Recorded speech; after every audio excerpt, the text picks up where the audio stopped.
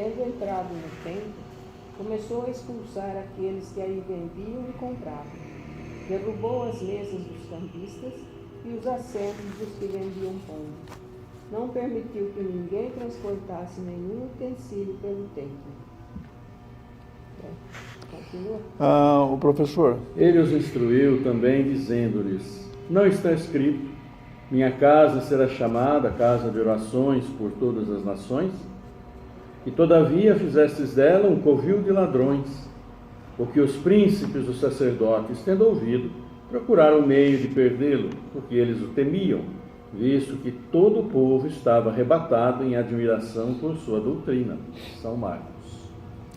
Então, queridos amigos, companheiros de jornada nesse plano da vida, e aqueles outros que vieram para esta Santa Ceia convidados, que são, além daqueles que nos acompanham para compreenderem, verem os nossos passos na vida, porque é muito interessante a gente falar sobre o Evangelho.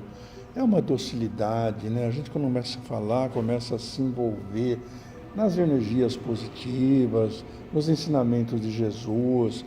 Parece que o anjo da guarda chega e balsamiza as nossas vidas. Mas é tão agradável que a gente se deixa levar, mas não pode ser só se deixar levar, precisa praticar. Então, é nesse momento que nós temos a autorização divina, porque Jesus disse, mandando aqueles 500 ide e pregai, não porque nós tenhamos condições assim, alvissareiras de poder falar sobre o Evangelho, quem somos nós, né? Mas Jesus aproveita todas as plantinhas, né? Então ele nos permite que falemos um pouco sobre o texto do Evangelho. É importante isso, na nossa visão, na nossa maneira de ser, nas experiências que nós já vivemos, né? E esse convite hoje para falar sobre os vendilhões expulsos do templo, mas me toca muito o coração, sabe, Adilson? Porque imagina a situação. Jesus chega no templo, o templo é a casa de Deus. E aí aquele pessoal está lá vendendo pomba e não sei o quê, uma bagunça. E ele, uma das poucas vezes que a gente sabe de Jesus que ele tornou-se severo, ele pega aqueles tabrados, joga tudo para cima. O que vocês estão pensando, hein? Aqui é a casa do meu pai, tem que ter respeito, não é? E as pessoas não respeitam muito essas necessidades que nós temos. Por que a gente fala que não respeita? Não é todo mundo. A grande maioria respeita sim. Mas para dar um exemplo, ali não era lugar de estar vendendo as coisas, de fazendo mercância. Não era nisso, não. Ali o lugar é outro. Aqui também não devemos fazer isso, não. A gente tem os nossos próprios recursos para poder pagar os copinhos, etc. Vendemos os livrinhos aí, é outra coisa, não tem nada a ver com esse negócio de fazer uma mercância. Tanto que a modesta contribuição que a gente dá, não é, Ayrton? Ou mesmo que a gente venda uns livros aí a preço de sebo, é apenas para manter isso aqui, porque a gente fica pedindo para os outros toda hora. Mas o fato é que a proposta hoje é a gente dar de graça o que nós recebemos de graça. Que impressionante como a gente não tem o cuidado de olhar as bênçãos que nos chegam todos os dias a mão cheia. A gente não observa. Eu quero convidar vocês para refletirem comigo sobre o seguinte sentimento. Eu estou fazendo 80, já fiz 80 primavera, eu sou um pouquinho mais velho que o Ayrton, sabe? E se fizermos uma viagem pelo túnel do tempo, dona Célia, de quando meu coraçãozinho começou a bater, e ele bate todos os dias, religiosamente. Mesmo quando eu ainda estava na composição do feto. É uma bênção isso. Mas o nosso olhar, que pode ver no altar da natureza a beleza que o Senhor da vida colocou para todos nós. A gente não se dá conta. As mãos abençoadas que nos permitem trabalhar. escrever. Olha, 2 professores aqui que fizeram da vida um magistério. Não é uma bênção ter as mãos que pode abraçar uma criança, um necessitado, trazer no peito, no colo, ajudar um necessitado, dar um abraço naqueles que precisam? Não são bênçãos? Pergunte àqueles que não têm uma perna quanto dariam para poder enxergar a luz do dia. Eu começo a pensar, os professores me corrijam se eu estiver enganado, aqui no Cruzeiro do Sul, nós temos, no meu tempo de escola, tem a estrelinha, né? Uma aqui, outra aqui no pé, dos lados, que formam uma cruz, o Cruzeiro do Sul. Mas os professores ainda falam, Ayrton, não sei... Xereta lá. Ah, uma xereta, eles falaram que era uma atrevida, que fica no meio aqui do lado esquerdo. Mas olhai para o céu, aquelas noites estreladas, que coisa linda, que coisa bonita. Mas nós não olhamos, às vezes, tudo isso que nós recebemos de graça pelo Pai Celestial. Então, a proposta de Jesus, quando faz essa colocação de falar por parábolas, por alegoria, é para a gente extraindo os sentimentos através da longevidade dos tempos, nós vamos compreendendo. Por isso eu disse que nós não somos detentores de altas qualidades para isso, não, para poder falar. Mas, como nós já temos um cabedal de conhecimento, uma bagagem de conhecimento de outras encarnações, nós somos somando, eu com a minha linguagem, nessa encarnação apropriada mais ao direito, os professores com a possibilidade de ensinar, tem mais didática para ensinar, e assim por diante. Eu estou dizendo isso porque o Evangelho de hoje está falando claramente para a gente expulsar os vendilhões do templo. E de que vendilhões do templo estamos falando? Olha, aqui em Americana, que é uma cidade pequena, temos 210 mil habitantes, não é? Tanto que temos 19 vereadores agora, né?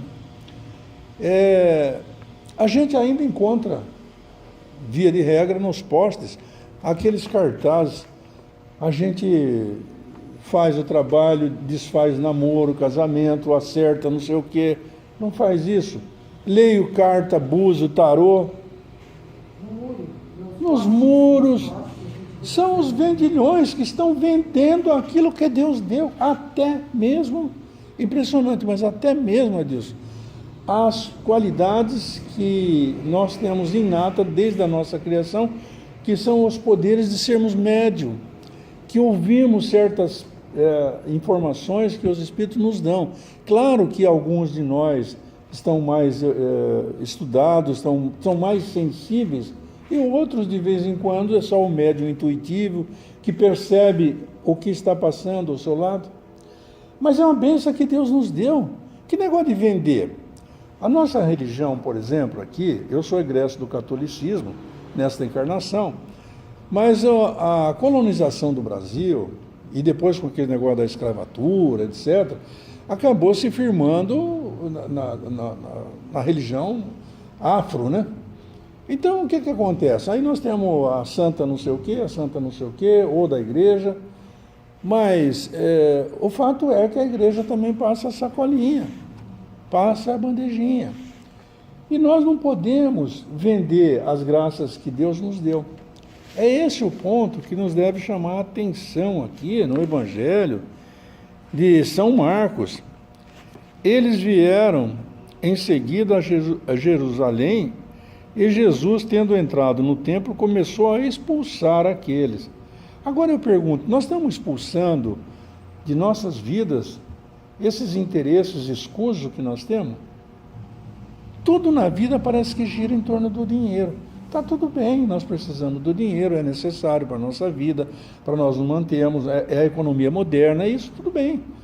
Mas nós temos que pensar de que nós não podemos fazer disso um instrumento. O Espiritismo é maravilhoso porque uma das coisas que me seduziu demais foi isso. Não pede nada para ninguém, nem para você se transformar. O que é muito bom é da doutrina, mas você não está fazendo favor nenhum, não. Você está fazendo para você mesmo, para você melhorar. Então ele chega lá e começa a expulsar. Porque a quem pertencia aquele pombal lá? Quem era o chefe da igreja? Caifás. E aí a coisa, como é que você vai acabar com o meu negócio aqui? Não pode não. Então, expulsaram aqueles que aí vendiam e compravam. Derrubou as mesas dos cambistas e os assentos que vendiam pombos. Não permitiu que ninguém transportasse nenhum utensílio. Não vai nem levar embora as barracas, não. Pelo templo. Ele os instruiu também, dizendo-lhe: não está escrito que minha casa será a chamada casa de orações por todas as nações? E a gente fica pensando, né? O que devemos fazer para podermos seguir isso de dar aos outros? O Espiritismo ensina que fora da caridade não há salvação. Aí a gente começa a pensar, mas como é que eu vou fazer caridade, né? Eu vou para o meu trabalho, eu tenho minha dinâmica de vida, etc. Aí eu comecei a pensar em uma senhorinha que estava sempre aqui, não tenho visto mais, aí você tem visto? Aquela de cor, que ficava sempre aqui. Depois ela... Aí na frente. A senhora lembra? Eu lembro. Pois bem, faz tempo que eu não a vejo. E também tem um outro senhor que agora ficou no ponto dela ali, o Caverna. Ele fala: doutor, me chama de Caverna. E ele está todo dia ali, mas é uma pessoa extraordinária. Eu acabei aprendendo. E eu passo no caminho e já deixo até um troquinho no jeito que ele chegou ali.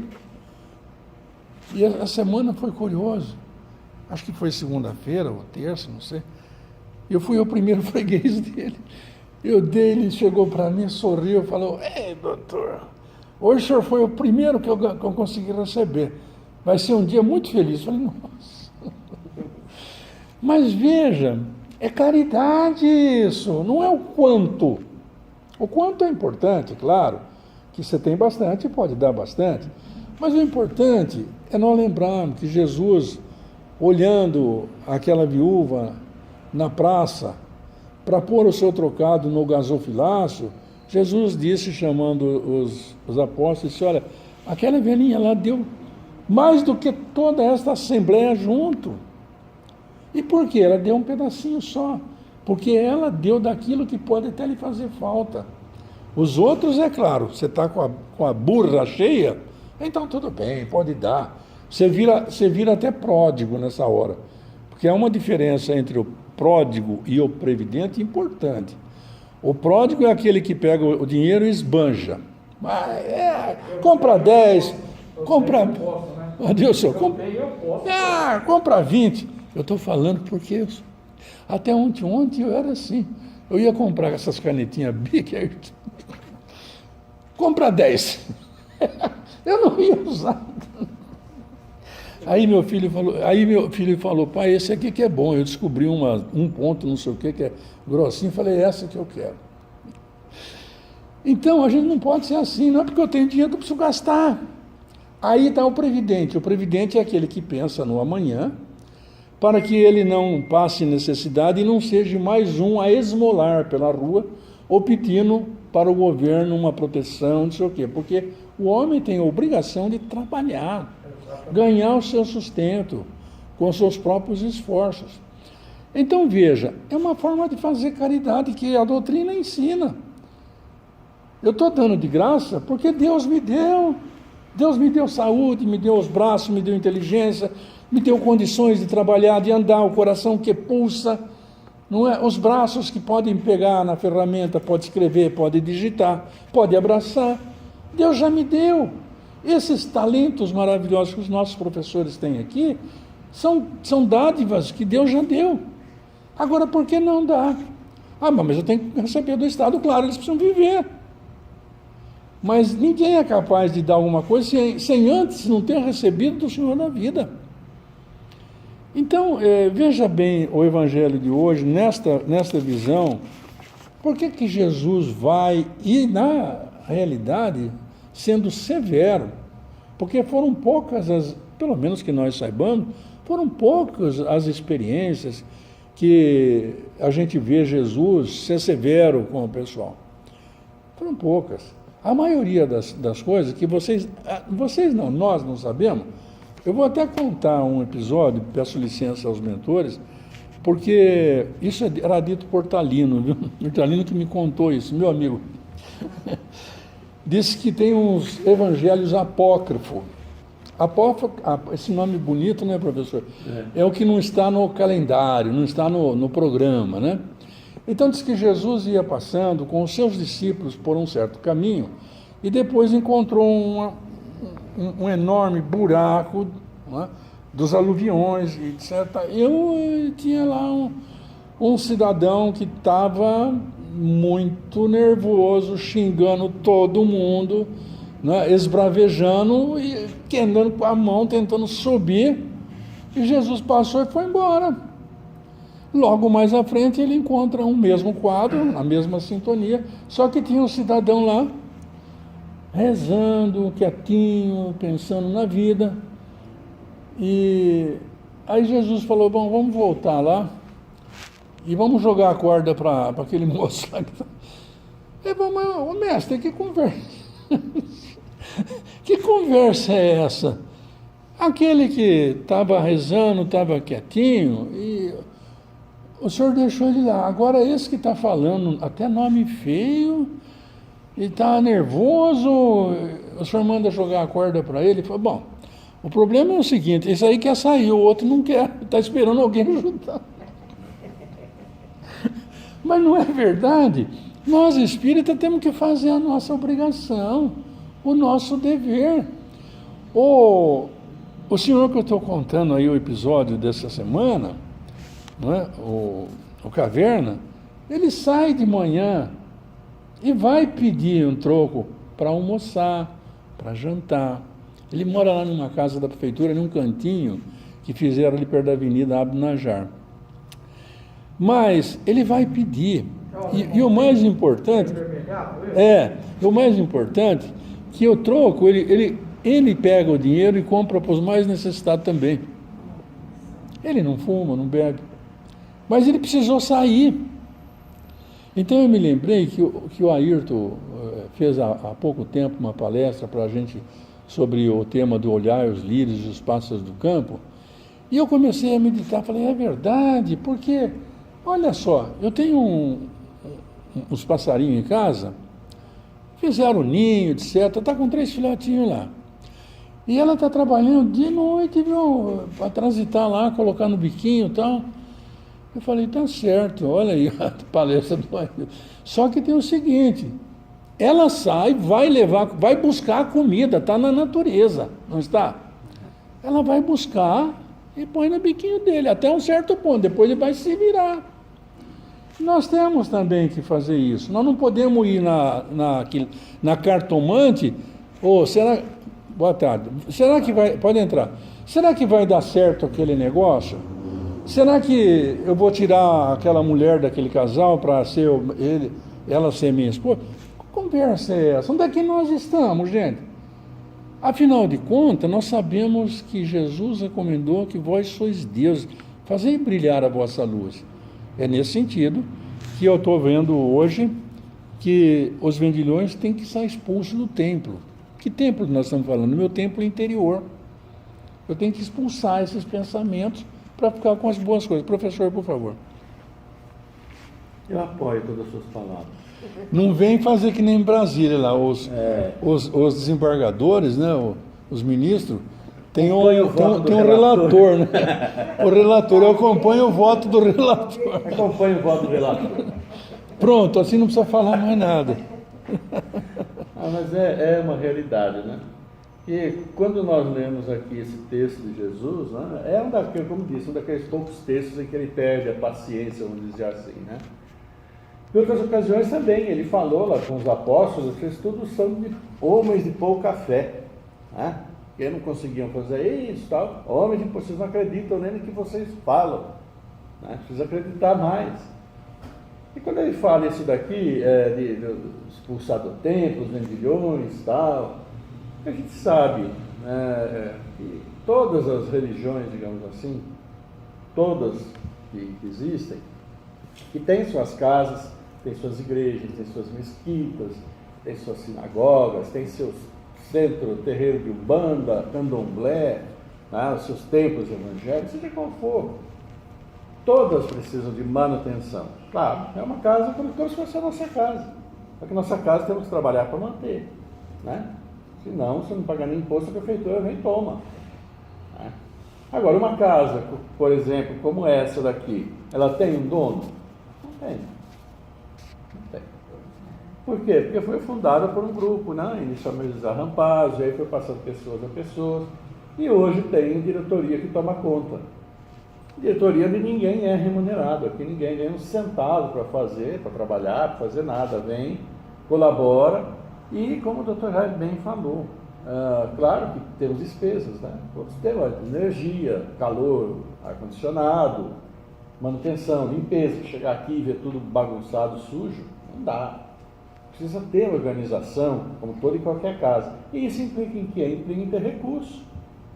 Então vamos buscar os recursos.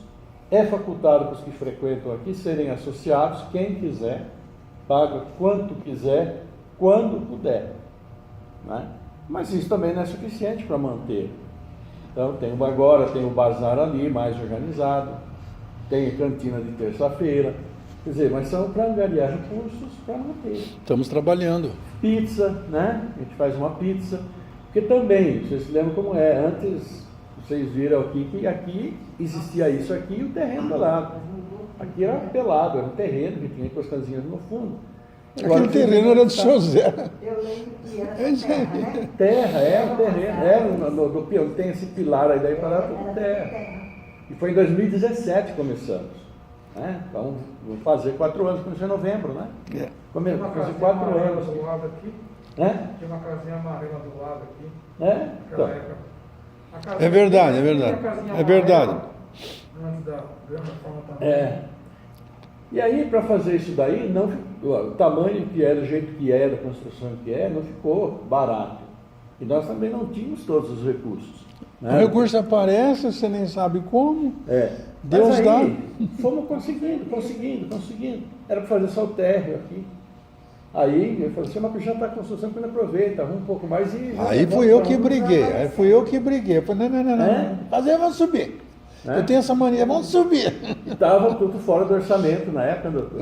E aí conseguimos, uma alma generosa que fez um empréstimo aí, para a gente terminar, e nós estamos pagando, também conforme nós podemos.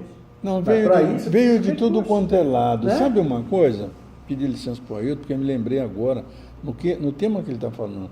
A gente fica preocupado, porque precisa do dinheiro, precisa disso aqui. Mas, na questão 963 do Livro dos Espíritos, se vocês olharem, olha, não dá para esquecer, 963. Perguntaram, Kardec pergunta para os espíritos venerantes, aqueles que estavam ditando a promessa de Jesus, se Deus cuida de todas as suas criaturas. E diz mais ou menos nesse texto, ele não é muito grande e nós muito pequeno para que ele se digne olhar por nós. Façamos uma comparação rasa. Uma formiguinha aqui na mesa. Entre eu e a formiguinha, põe o dedo e mato. Comparação rasa, mas é verdadeira. E aí, os espíritos venerandos responderam que Deus cuida de todas as suas criaturas, por menor que sejam, merece a bondade do seu olhar. Isso me faz recordar que na França, no século XVIII, Thomas Hart, porque estava aquele movimento de que a ciência era soberana de tudo, que não precisava de Deus mais, e não sei o quê. Então, o pessoal diz que ele saiu com um aforisma, diz que o homem perdeu o endereço da divindade. Eu me peço licença para fazer uma comparação de que o homem pode ter perdido o endereço da divindade, porque a casa espírita está aberta. A casa evangélica de todas as seitas, são mais de 50, 100, está aberta. O budismo está aberto. as pessoas aí não veem, né? Então eu me permito dizer que Deus não perdeu o nosso endereço. Ele sabe onde você mora, onde o senhor mora. Se o senhor está ouvindo com atenção o que eu estou falando, ou a Deus, Deus não perdeu o endereço de suas criaturas, Ele é onipotente, onipresente e onisciente. Ora, será que Ele não sabe o que nós precisamos? Até mesmo nas grandes dificuldades da vida, será que Deus não sabe? A Deus não dá para compreender isso.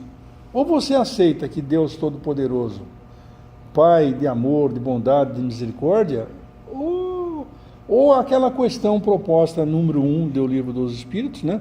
O que é Deus? Porque para os silvícolas, Deus é o trovão, a chuva, o sol, e fora milhares de divindades que existem pelo mundo.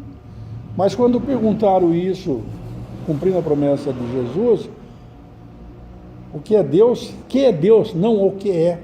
Que significaria, nós trazemos ao nosso reles comparativo. Mas que é Deus? Aí eles respondem, é a inteligência suprema, causa primeira ou primária de todas as coisas. Ele é universal. Então, Deus sabe dos momentos ruins. No Santuário da Vida, olha que coisa linda. No Santuário da Vida consta, momentos ruins não são eternos. Quantas coisas ruins eu já passei. Adilson, você não passou uns perrengues na vida? Achei que o mundo ia acabar. Quando eu tive meu infarto, para eu largar de fumar. Mas ele fala que os momentos ruins não são eternos, são como tempestades que duram por algum momento. De fato, tem dia que você levanta e fala, meu Deus, não dá nada certo. É porque nós não sabemos valorizar esses bens de que estão falando aqui, esses dons que nós temos, esses talentos que nós temos. Algumas vezes as tribulações acontecem em nossas vidas para nos amadurecer. No caso que eu citei, um infarto, um atropelo, até uma discussão entre casal, não é? Eu agora adotei um sistema que eu não brigo mais com a minha mulher faz muito tempo, né? Porque quando ela chama, eu, gordo, que é um apelido carinhoso em casa, né? Eu nem sou tão gordo assim, fala a verdade. Eu falo, eu estou aqui, eu dou uma última palavra é minha. Eu já vou, o que você quer? Mas, quando estiverem tristes, de vez em quando a gente fica mesmo, né? Olhe para o céu e veja quão grande ele é. Eu falei da gente olhar uma noite enluarada, ver as estrelas, a gente vê a chuva, vê os pássaros que cantam, né? Se Deus foi capaz de criar o céu, imagine resolver os seus, o dela, da dona Lúcia. Adilson, os seus probleminha. Você imagina se Deus não pode acertar essas coisinhas aí para nós? Até quando Ele chama a gente. Ayrton, conclui aí, por favor, eu tomei a sua palavra, desculpa. Quem quiser o Santuário da Vida, também está aqui. É como dizia o doutor Fundis, o doutor Jaime, né? Mas por que eu estava dizendo aquilo, ou isso, né? É porque, na realidade, se a gente for comparar como que funciona, como aquilo que está descrito no próprio Evangelho, que dentro era no verdadeiro comércio, né? Está claro que ali não havia apenas o comprar e vender. Naquela época, eram as ofertas que se conhecia, o louvar a Deus, era você oferecer um pombo, você oferecer um cabrito, era você oferecer coisas materiais para Deus. Hoje em dia, o que Deus quer de nós? Quer a nossa boa vontade de mudarmos, cada um de nós trabalhar por nós, para a gente mudar, para ser pessoas melhores. É isso que Ele quer. Ele quer o esforço de cada um de nós. Ele não quer nada de material, de louvação. Por que nós vamos dar para Ele se Ele já tem tudo? Exato. Ele é o Criador, né? É o Criador. Mas ali, claro, ali estava embutido também a questão financeira, né? De quem... A mercância, né? Mercância. Por isso, exatamente por isso. Então, claro que todos nós temos nossos compromissos, claro que todos nós precisamos trabalhar, mas, acima de tudo, a par das coisas materiais, é preciso a gente estar sempre ciente da nossa necessidade de estarmos próximos ao nosso Pai, naquilo que nós fazemos, naquilo que nós pensamos, naquilo que nós recebemos dos outros e muitas vezes uma importância exagerada e criamos confusão quando não há necessidade alguma, né? Então, o que ele pede para nós hoje? Praticarmos as boas virtudes, nos esforçarmos. Praticar todas é praticamente impossível no estágio que nós estamos, mas irmos melhorando aos poucos, pelo menos. E melhorar aos poucos significa o quê? Nós irmos diminuindo nossa própria ansiedade, irmos diminuindo essa nossa vontade diária, que às vezes nós temos de responder tudo, a ficar em fogo, porque isso me irrita, porque aquilo me irrita. De querer tudo sem pensar que Deus não vai deixar faltar nada para nós. A paz a gente encontra mediante nossas próprias ações, mediante nossa maneira de pensar, mediante como nós fazemos as coisas, como interpretamos. É um trabalho diário para cada um de nós. É isso que ele quer de nós. Para expulsar os vendilhões do nosso templo interior. A preguiça, a má vontade, o exercício de entender que Deus nos concede tudo. Aliás, é o item 6 do Evangelho de hoje. Jesus expulsou os vendilhões do templo, condenando assim o tráfico das coisas santas, é o que a Cailton acabou de falar, sob qualquer forma que seja. Não tem que vender nada. Eu faço leitura da Bonaditia, não é? Eu leio as cartas para dizer o que vai acontecer na sua vida, na minha. Vai trabalhar. Deus não vai deixar faltar nada para você, não. Não deixa, como eu disse no 960, Ele cuida de todas as coisas. Não vai cuidar de nós, que Ele nos criou. Então, Deus não vende nem a sua bênção, nem o seu perdão, nem a entrada no reino dos céus. O homem, pois, tem que ter o direito de fazer, pois não tem o direito de as fazer pagar. Não tem que pagar nada. Deus já nos deu tudo. E estou dizendo isso porque o nosso horário tem que ser rigoroso. Nós vamos terminar agora com essa ideia, levando para nossas vidas que os momentos ruins passam, que nós temos um Pai que cuida de cada um de nós. Por pior que as coisas podem ser, o que nós devemos levantar primeiro é a nossa bandeira da boa vontade e dizer, eu estou com...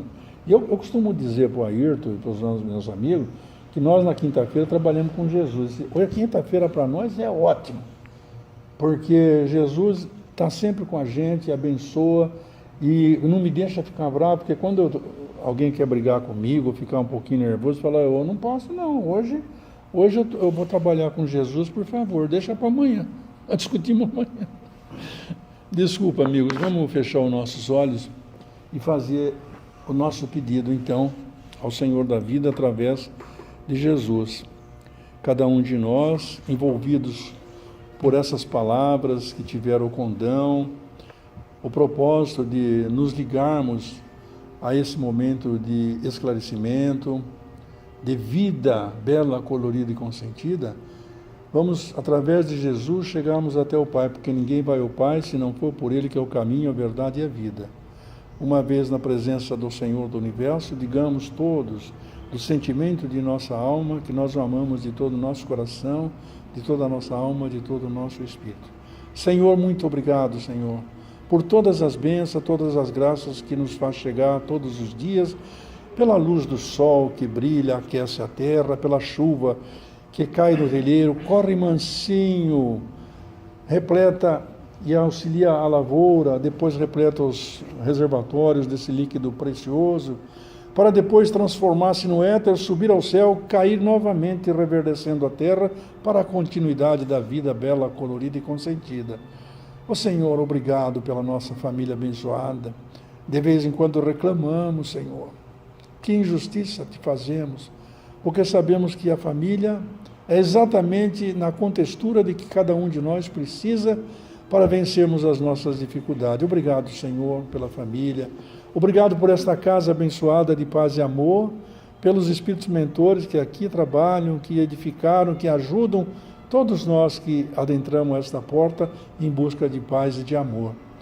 Aí, Senhor, pedimos também, em nome do Mestre, que quando formos colocar as nossas mãos para transmitir as energias celestes, fortalecendo o corpo e o espírito dos nossos irmãos aqui, dos dois lados da vida, que também são alcançados, sim, por essas energias poderosas que envolvem a nossa casa de paz e amor, que seja distendida essas energias por aqueles que estão nos hospitais, nas casas de saúde, nos orfanatos, embaixo das pontes, nos presídios, aonde quer que seja, Senhor, aqueles irmãos que estão partindo em razão da Covid e aqueles outros que em razão de qualquer enfermidade estão retornando à pátria espiritual.